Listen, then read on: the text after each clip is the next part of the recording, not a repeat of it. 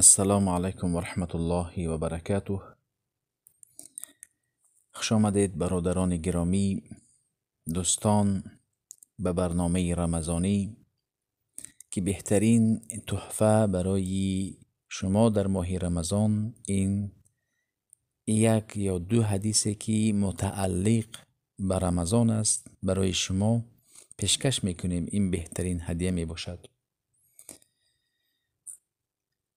پیامبر صلی الله علیه و سلم میگویند اسبغ الوضوء، شما طهارت را کامل بکنید، یعنی با بهترین وجه طهارت بکنید.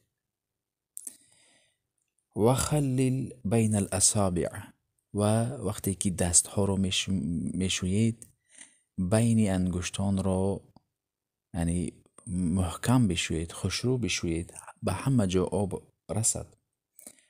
و بالغ فی الاستنشاق، وقتی که بینی را میشویید خوشرو بشویید. الا ان تکون صائما، وقتی که اگر روزه دار باشید در این وقت آب رو به بینی سخت نکشید،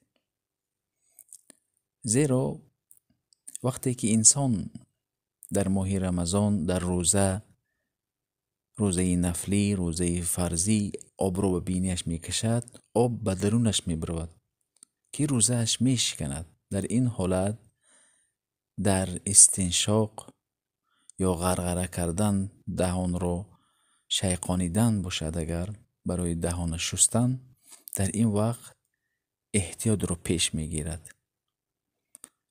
بنابراین در رمضان مسواک نیز کردن جایز است، اما وقتی که به بینی آب کشیده می شود یعنی چقور آب رو نمی کشد، زیرا به روزه اش خلل وارد می شود.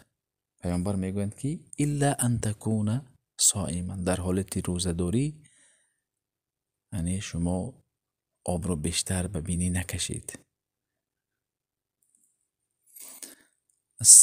این بود حدیثی که متعلق برای رمضان. السلام علیکم و رحمت الله و برکاته. أينما كنا